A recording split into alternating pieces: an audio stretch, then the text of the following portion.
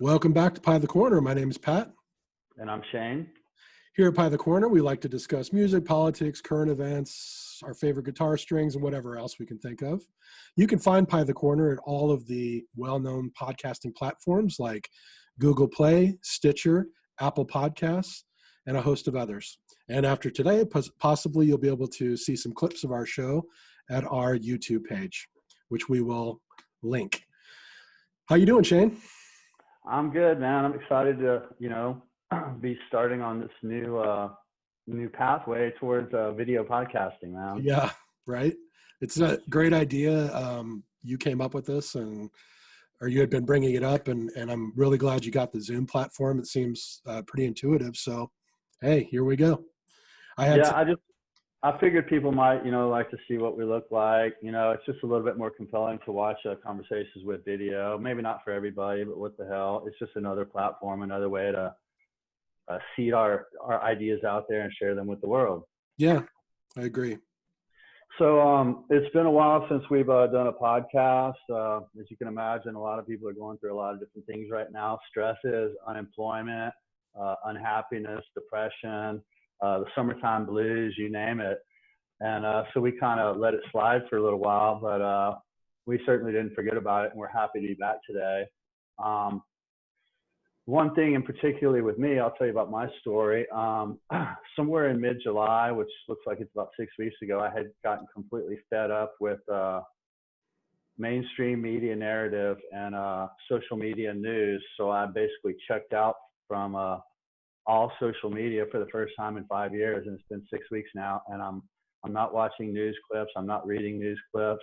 I kind of just wanted to get back in my own head and have my own thoughts and kind of feel like an earthling or a human being that lives in nature and has its own ideas, instead of like an infinite pipeline to my brain of other people's ideas and other people's information.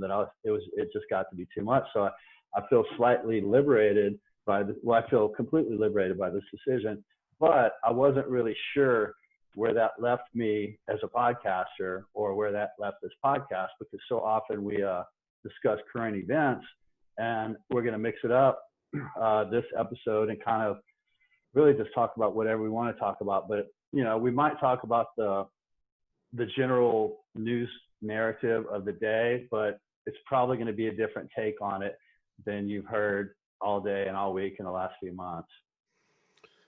Yeah, I remember you bringing that up several weeks ago, and you're like, hey, I'm going to get off social media. And I mean, I was like glad to hear it, because, I don't really participate a lot in social media, and what I do participate in, I tend to look away, because, it's easy to kind of get sucked into the rabbit hole. And, we've talked about this a little bit recently, but especially Facebook, people on my Facebook, I don't have a lot of politics going on, but what is there is really kind of like, it's just sort of that outrage porn, I guess you could call it. It is. And it's tiring. It's exhausting. And I can't really focus on that, because I mean, it's one thing about human nature is it's really easy to let yourself get dragged down into a hole and start looking at things in a way that, maybe isn't the reality, or if it is, or whatever reality it is, it's also got this element of constant anxiety to it that makes you feel like hopeless and lost. And I just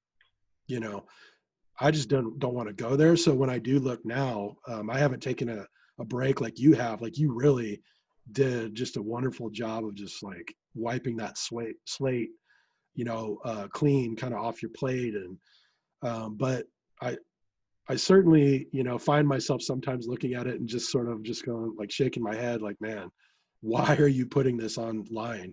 One of the biggest things I see is somebody who just keeps posting like the COVID numbers, like it even has any meaning at this point. It's like, it could be 1 million, 5 million, 10 million cases and whoever. And I'm just like, dude, why do you even want to focus on that? So I like what you said. I like what you said about outrage, because if you most people get their news from social media these days. in a majority way. And what you said about outrage, it's like, if you really, like, if you were an alien and you were from outer space, or you were an Amazon, you know, tribe member, and you somehow could read Facebook, you would get the idea that Earth is an outrageous place with outrageous acts, correct, enacted by outrageous people. And that's all Facebook is. And I couldn't take it anymore. And I want to share with you, you said I did a good job. It was so freaking hard for me, dude. They set Facebook and everything up to helplessly addict you. Those little red dots, those little numbers, those little likes. I don't know if you remember when we were watching, what's the name of the Facebook movie, Cambridge Analytica? Yeah. Where they talked about all the Vegas and parlor and carnival tricks that mess with the human mind, and they know how to manipulate you with this reward system to where you're basically like, you know, a rat feeding in an experiment, you know, continually going back to the dropper over and over again. Okay. And that's intentional. That's by design. They know human psychology and human behavioral patterns. And so they do that to us, basically leaving us helpless. Okay. You agree with that? Here's what happened to me. So the first, you know, let's say the first minute, the first 5 minutes, the first hours, the first day that I quit Facebook, all I could think about was those red freaking dots, dude. I wanted to pick up my phone and see if there was a red dot there. And you know why I wanted to do that? Because I wanted the chemical rush that I get every time I see that red dot.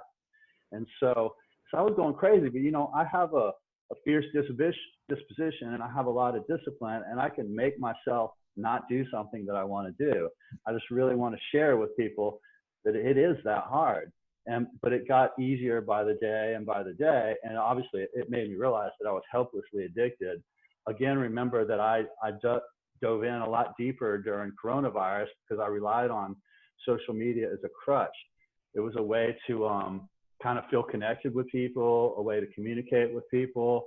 And with all this free time in my hands, it basically, all I was doing all day, every day was scrolling, checking shit. And it was just like, I just didn't want to live my life that way anymore. And with that setup, can you discuss what we talked about the other day when you said that you feel like this media system is kind of set up to keep us like at war, or I can't remember exactly what you said. So here's my recent idea, my feeling about what's going on. And certainly social media is a huge part of this. Now, these platforms may seem free, like they give you the freedom to post whatever you want, but they also aggregate, right? And they also feed into what you search more, what you look for, the kind of words you use in your search function. And I had this thought about, basically it stemmed from what happened in Kenosha, and how I felt when I heard that and when I saw the videos and everything. The funny thing is, for me, was like, I didn't really feel anything anymore. And I have what I said to you was outrage fatigue. Like it was there, and it was like, it's terrible. It's the same thing we've been seeing for months. But I wasn't like, oh my, you know, I didn't get that visceral, like, oh my, anger or whatever. I just was numb to it. And then I kind of thought about what we see on there and how it's positioned, and how really what in my view is, we have two groups that are sort of get all the attention, especially on social media and the news. Is you have like a far right type group, and you have the far left. And so there's this, my theory is that this is now just basically a proxy war. It is a proxy war that is set up by the ruling class. And I wouldn't even say like the 1%, because I don't even believe it's a money thing. I think it's more a resource thing. And if maybe we're the resource, the people are the resource, but it feels a lot like what our country has, and a lot of other countries too, but from my experience in our recent history, what our country has done, we'll go to places like Iraq or Afghanistan or Syria, and we pay both sides of a conflict to fight each other. And while they're fighting each other, we're basically looting the resources, and whether that's money, the oil, figuring out ways to get a pipeline set up, whatever the fuck it is. So we do that all the time, and I think the big mistake that these power brokers have made is that they are so invested in us giving them cover for these types of proxy wars and setups so that they can go take whatever the hell it is from whatever country, that we get knowledgeable about that. I know what that looks like. I know what a proxy war is. I know how it gets set up. I know that they pay both sides, because then whoever wins, they win. So I feel like it's just come home. And I feel like we have this one major thing, which is a real thing, which is the injustices that have been levied on the Black community for years and years and years, that needs to be addressed and needs to be fixed.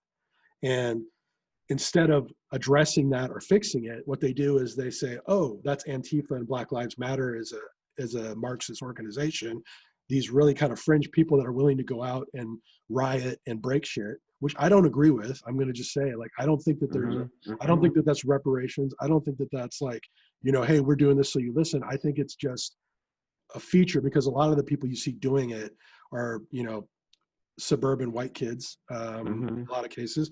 And then on the other side, you have the stoked anger and frustration of the right community, who are, ready to defend the country and all this shit, and the gun nuts and all those people that are, they support people going out and shooting at people. And it's like, hey, you wanted it, you got it kind of thing.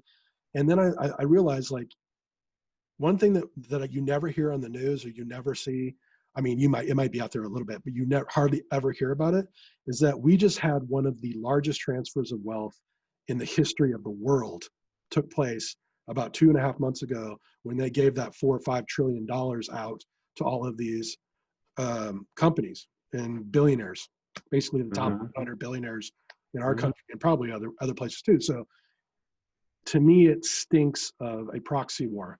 Get them fighting. It's the biggest news story. Who's not going to cover that? Who doesn't want to know? Like, we already have the virus, for Christ's sake, and this is just on top of that. And then they do that, and what do they do in the background? They frickin' loot the country. And and so that's my newest kind of thought and theory. And I just, I brought it up to you because, like, you had sent me the video. I can't remember the basketball player's name. It was Chris Webber. Chris Webber, that night that, the NBA at that point was saying, like, hey, we're done. And it was a powerful video. It was off script, I was, and I was just selling, and it was powerful, but I was still, like I said, I was just like, I just have this outrage fatigue. I don't know. I thought it might have just been real enough for you to break through that kind of barrier that we put up. I thought that the human aspect, because it was so human, so much of the media that we're fed isn't particularly human. It's not human emotion or thoughts. He was basically vamping on his own thoughts.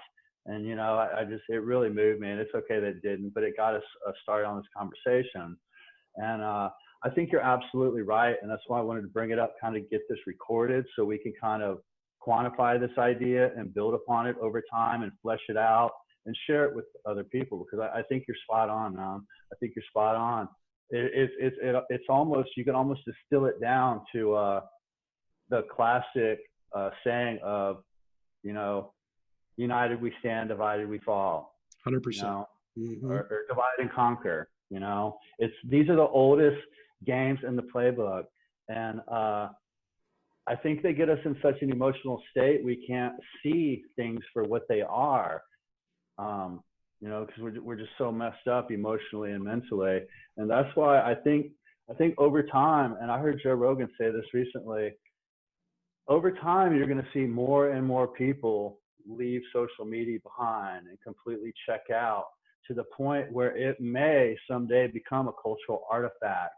And we look back at, the Twitter age and go, oh my God, can you believe we used to do that all the time? Yeah. This could happen. Nothing lasts forever, and things are always turned over and changed. And that leads me to another point. I don't know how much you know about this, but I'm really digging this, because this is our ideas, Pat. We're not talking about like what we read on Google News today or what we read on Facebook today. We're talking about Pat and Shane. And so this is much much more interesting to me. Have you heard the story that, and if you have, I'd like for you to elaborate on it. Have you heard the story that Mark Zuckerberg didn't really create Facebook, that it was always a US government program, and Yes. that they basically just went to Harvard and found some dumb young schmuck to be the face of it, and and that's who he was? Because people have always asked, how did this young dumb dude, I mean, he's not dumb, for he's Harvard, he has no life experience. How did this dude, become, the brainchild of Facebook? And some people would argue that it's highly unlikely that he did it one and that he did it alone. And I don't really have the sources for this to share, but it's a very compelling idea. Yeah, no, I've heard that. I've actually heard that for a few years, that it was the CIA that really essentially created what is known as Facebook, and sort of the algorithms of pulling people's information off of it, and then using it, right? And then collecting that data, aggregating it, and turning it into a profile of a person. Because people give up everything on there. People give up their whole life on there.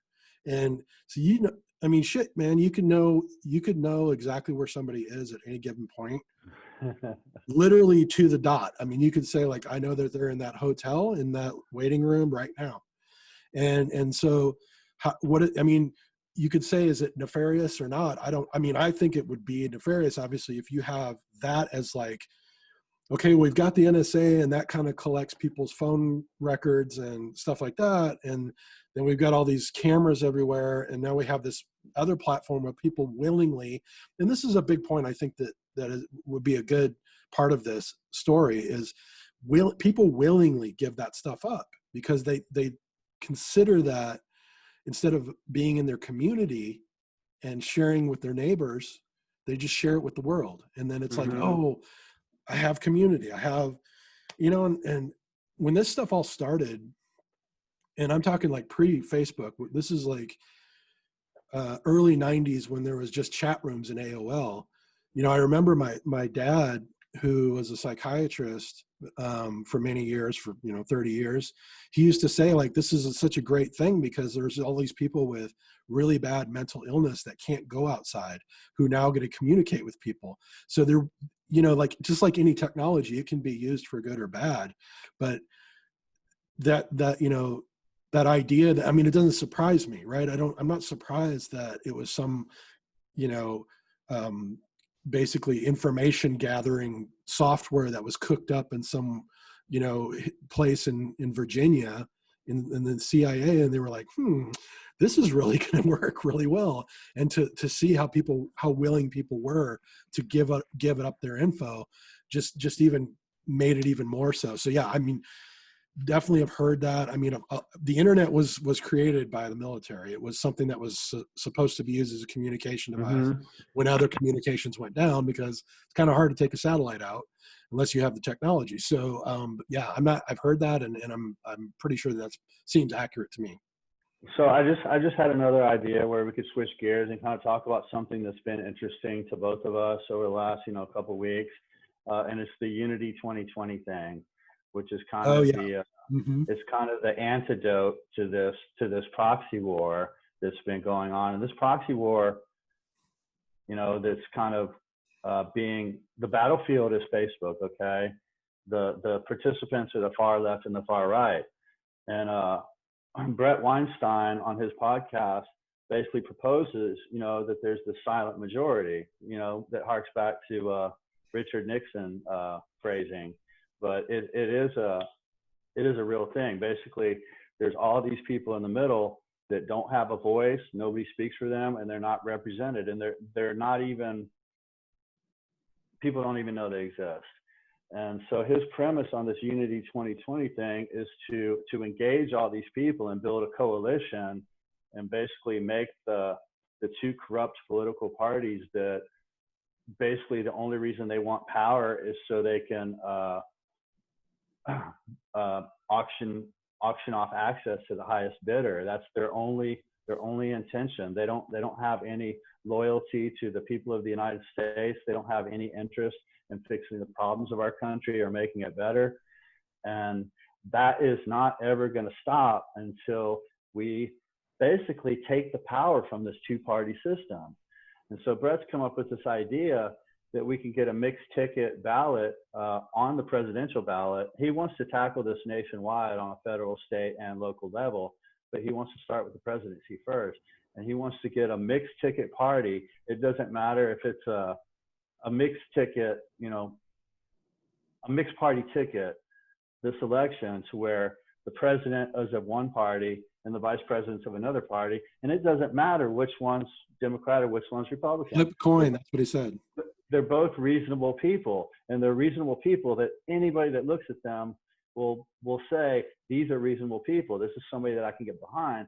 And his idea is that he will be able to engage the people who've disengaged, the 50% of people who don't vote because they know that voting for Democrat or Republican is a powerless act.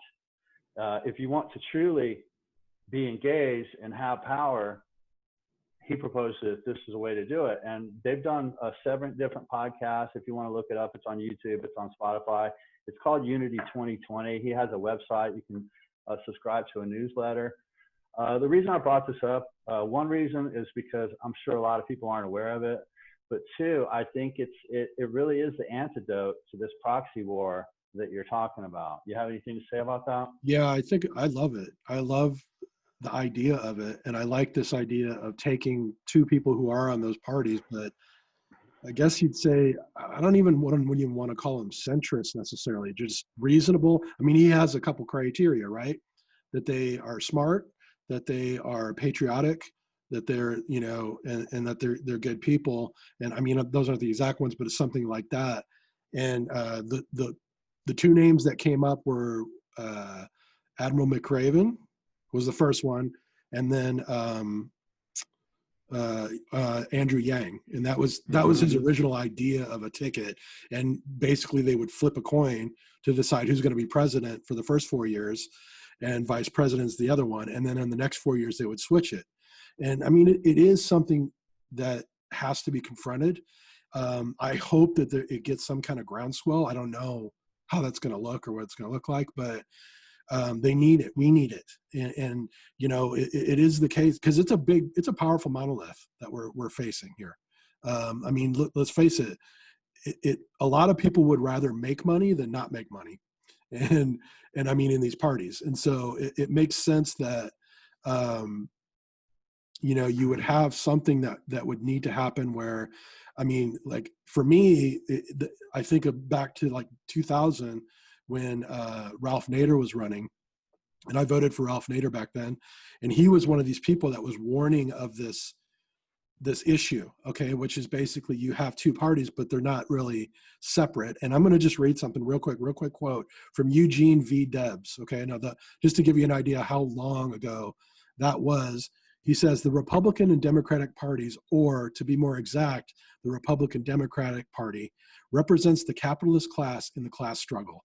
They are the political wings of the capitalist system, and such differences as arise between them relate to spoils, not to principles. So I love that quote. I saved it because I think it really kind of speaks to, I mean, which shows you this has been going on a lot longer than just in the past 20 years. Absolutely. And yeah, I mean, I think it's a big plan, and it's kind of audacious, and I like that. And I support it. I just, you know, it's, you know, you can't, it's like, where are you going to get you have to have the media support, because look what they did to Bernie Sanders. You know, you have to have money, all of those things. Now, getting the information out there, if you were able to do it, I bet you would have a huge amount of people that would vote for that ticket. And they could get 15%, if not more. And it's just that, again, kind of back to our original ideas here, there's a media conglomerate that runs this shit, and they run it for these people, these corporatists. And so it's a hard slog, man. It's a hard road, but it's worthy. And you know, you've said it many times to me, you know, this is a long game. It's not going to be like this. It might not even be in our generation, but we have to start somewhere. And I think it is a good start. It's the long arc of justice, dude. I know you've heard that term. This is what we're fighting for, the long arc of justice. You know, it's not going to be for us. It's going to be for your kids and for their kids and, you know, maybe even their kids. But we have to shoot the arrow in that direction. And I don't worry about whether this idea will fail, because in all likelihood it will fail initially. But the ideas will take root, and eventually they'll spread, and eventually the right idea wins. Man, I love the way you said we're fighting a long game. So it's like this election has nothing to do with anything, dude. Yeah. You know, Yeah. we need to transform the system, and this may take 50 more years. That is what we're working on. You know, I just laugh my ass off at anybody that thinks things are going to be so much better when Biden is elected. And it's not just because of who Biden is. It's the system. It's the shitstorm, as Peter Tosh would say. You know, Yeah. Nothing's going to change. You know, I do believe you probably should vote for Biden over Trump. But not only will things not change, they're probably going to continue getting worse. Yeah. Okay. Well, he has offered nothing. I mean, he's offered nothing as a platform. His only platform is I'm better than Trump. Yeah, and that's fine, and that's fortunately for him, that's enough right now. But I still don't want to underemphasize, you know, this concept that we need a transformational systemic change, and that's not going to happen by voting for president. It's going to happen through massive grassroots activism, massive organizing, and putting people into power that are on the side of our ideas that will help us enact these ideas. This is another problem with the activist class in America, is they think that they can just, you know, protest, but they're not putting people in power that are sympathetic to those ideas, that will represent those ideas in the halls of power. People are so naive how power works in this country. You know, it's just it's symptomatic of the lack of education, you know, that we've had in America over the last 40, 50 years. Yeah, it's tough, man, because a lot of this, you know, identity politics stuff that, in my humble opinion, is being used as the wedge. Because again, just like you said, if Biden wins, it's not going to fix anything. It's not going to fix anything because nothing's going to. Would you agree that it will probably continue to get worse? Yes. Probably faster than most people realize. Yeah, I mean, for sure. Because all he's there to do, he's like putting the finger in the dike when there's already like 1,000 other holes of water coming through. Okay. He's putting his finger in one little hole, and it, like, in the middle of it, it looks like something's happening, but it's not. And you know, like you said, it's such a systemic thing. It's like, Chris Hedges talked about this, that, you know, at this point, the corporatist class has captured our country. There's no other way to look at it. It's what he refers to somebody, I don't remember the guy's name, a quote about calling it like a reverse totalitarianism, where the corporate class has captured the means of the country, and it doesn't matter anymore who runs it. It literally has no stake, or no, you know, any politician has no stake in it, because it's a clogged system. It's completely ground to a halt. You can look at the way that the virus stuff has been handled. It's ridiculous. We have this worldwide problem, and our country is doing nothing about it. It's like there's a political fight about how to handle it. There's not a way to protect people, and people don't have health care. It's like you don't have health care in the middle of a fucking pandemic.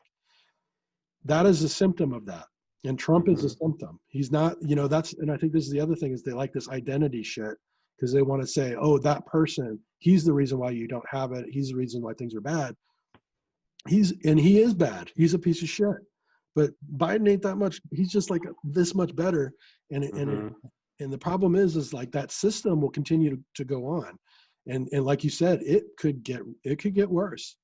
It may be underneath the veil, and you might have this sense of like, you know, an adult running the White House, but it's not. It's the same shit It, happening. isn't that kind of how they do it now? You know, the worst things that have happened to America over the last, say, 30 years have happened under Democratic presidencies when everybody's all happy, thinking, whew, at least we got a break from that. No, then just silently, you know, Bill Clinton is turning the Democratic Party into the Republican Light Party, you know, almost 30 years ago, 28 years ago. And you know, Obama did a lot of the same stuff, you know, whether it was drones or whether it was the financial bailout.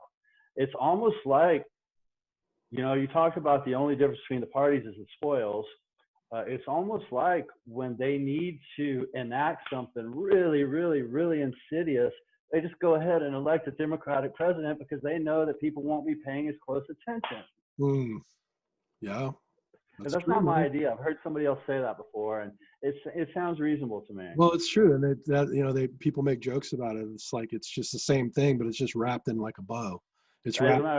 I probably got that from Jimmy Dore. That sounds like Jimmy Dore's line of thinking. It could be, yeah, man. I mean, it's tough because I don't know if there is an answer right now. I mean, again, like it's a marathon now, and they've made anybody that protests is a rioter now, no matter what you're doing. They're a mob. They're mobs. You know, they're arsonists. Which there is that part of it. No, but remember we talked in other podcasts, and this isn't my ideas.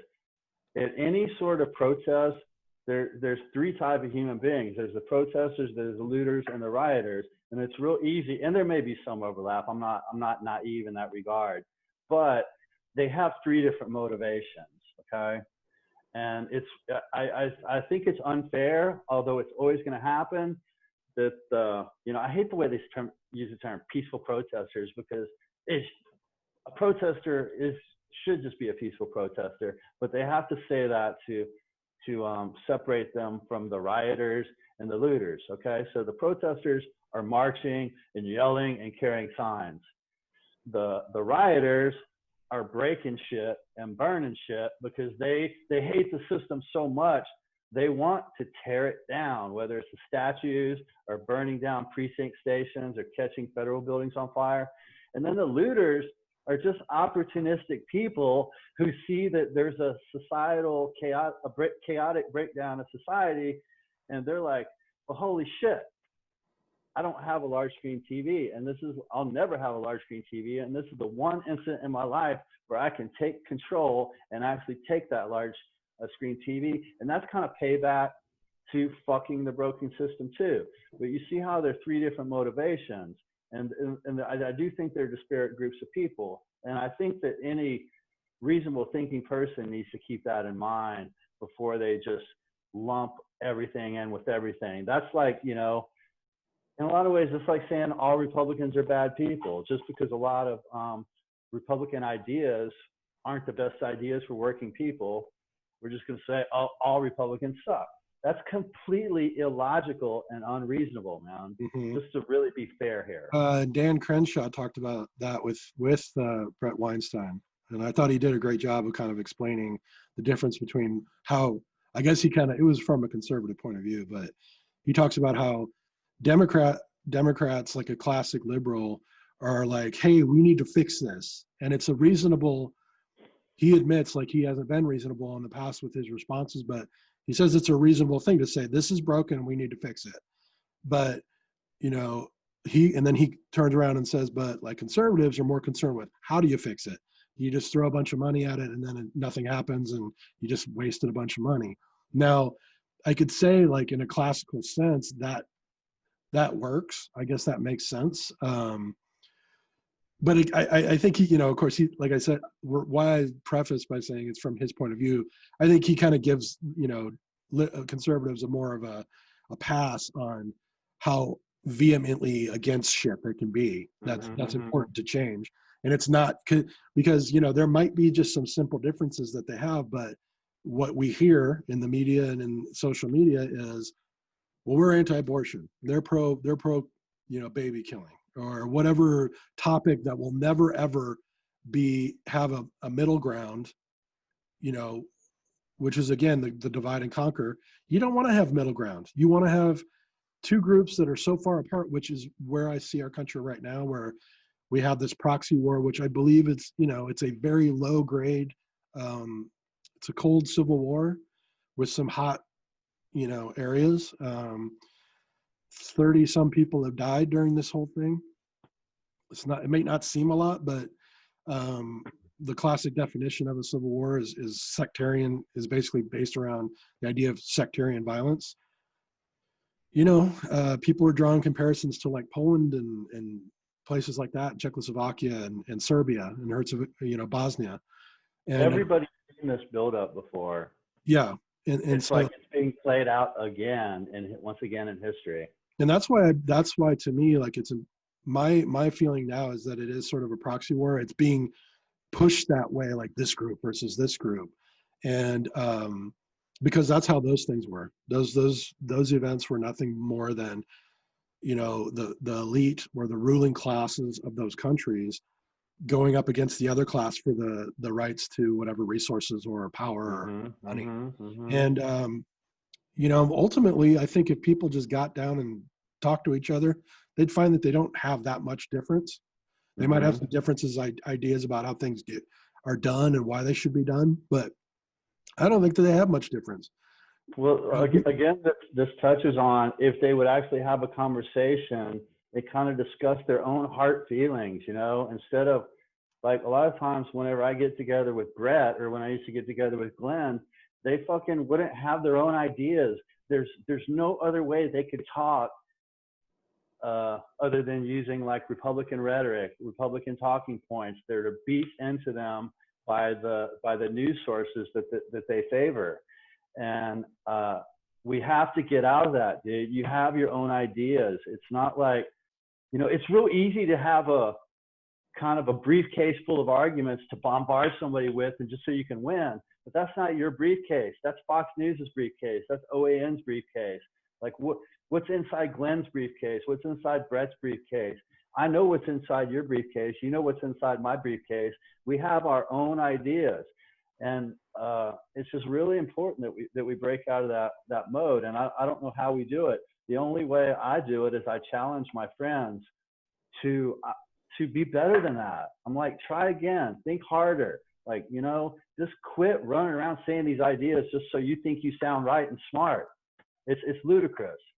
I want to backtrack to Dan Crenshaw because he gets a lot of face time on TV. He's really a good politician, and he's a very likable person. I don't agree with a lot of things he says, but I do agree with a lot of things he says. But I found him to be insincere, man. He says all the right things, like, on these podcasts, but then I go to his Twitter feed and he calls Biden and Kamala Harris, the most radical presidential ticket we've seen in the history of this country. Now, come on, Patrick. He cannot honestly believe that. He doesn't, man. That's campaign rhetoric. Anyways, there's one other thing I wanted to talk about him in particular. I just wanted to kind of call him out on that because he deserves to be called out on that. Another thing is I've been talking to you for probably at least 10 years. I'm like, show me a reasonable Republican that has integrity, that has ideas, and can have a conversation without somebody like Boehner or Mitt Romney or John Cornyn or Ted Cruz, where all they do is just those same damn bullet points, and there's no variance, there's no let me think about that or anything. He seems like that guy. And so to me, this is a really positive development that I finally found at least one of these people. Maybe we'll find more. Because even though I had a critique of him, people like him are what our country needs because he's different. I feel like I agree with you. Like, the first time we both had sort of listened to him long form was, at least for me anyways, I think it was for you, was the Rogan podcast, right? And like you, like it sounds reasonable, right? And then like you, I found other things that he had said where I was like, that doesn't even sound like the same fucking guy. It's real radical, almost right. Or not, I wouldn't say radical.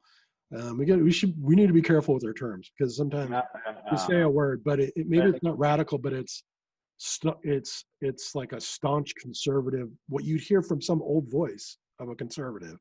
Like my theory behind that is this goes back to the whole idea of how, media can be used, social media can be used to manipulate people.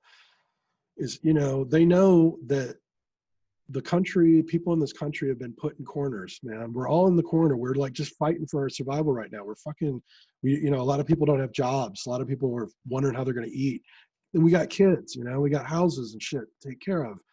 And they don't have time to go find an answer. And so they go, I know what we're going to do. We're going to give them an answer, and they're going to give it in such a way that it plays into their love of sports, and their love of these pastime shit that we kind of get caught up in, where we like to be on the right team. So it's team sports to the nth degree, and so I feel like that's where he's coming from. Him as a pretty young, politician, and you could even say the same about AOC or any younger politician. Yeah, they all have ideals, man, but when they get into the room with the people that run the shit, they're like, you ain't gonna fucking ever say that. They're telling them like to their face, no, you're not gonna say that. You're not gonna do that. Once they get power, dude, they just want to hold on to it so freaking bad, dude. It's human nature. It happens over and over and over with all the good ones who are street activists. Here's power. Here's them at the beginning, as this is their ideals. As they want to hold on to that power. It starts to slowly change, and then all of a sudden they're just another one of those fucking people that's just like, no, we're going to do it this way because I have power now. And I think that it's more important for me to be here. Yeah, I think that they're fighting for like, oh well, I know, because look, that's how the game is. It's well known that that's how like political game works in Washington, is when you're a freshman senator or a sophomore senator or a congressman, you don't have shit, and you try to fight your way onto these committees, and that's where shit gets done. But and I think that they go into it thinking like, I got to stay in and I'll keep my ideals, even though I'm going to play this other game, I'm going to keep my ideals. But at some point there's a threshold, man, and I think they get a check from somebody, or they get something where it goes, oh, well, that's kind of nice. And that check may be as simple as just being campaign funds. Yeah, that's the check 9 times out of 10. We'll keep you in there. It's not like something. It doesn't have to be full-on bribery. It's those campaign funds. You can't run a successful campaign without DNC funding, and that's how they get you. And if they don't fund you, then maybe they'll primary you. We know this whole thing. I think this is a good place to wrap up. I wanted to talk about one thing, because this is something that as far as a future podcast, I've been watching Heather Cox Richardson quite a bit, giving her his history speeches. And I came across, I can't remember the guy's name, but he's basically called the father of modern conservatism. He comes out of the UK. And this is where, because conservatism is a brand new thing. It's because, liberalism is the history of the world, back to the Renaissance and everything else. It's liberal thought. And kind of conservatism, the ideas started only coming around the early 1900s, maybe late 1800s. And I want to read up on that and have you read up on it too. And really, as basically two progressives, I'll speak for myself, I think it would be important for us to present an honest take on what conservatism started out as, what its original aspirations were, and basically to talk, and I think we'll be able to prove that it's not all bad, it had really lofty ideals that were kind of egalitarian and, humanitarian. Mm-hmm.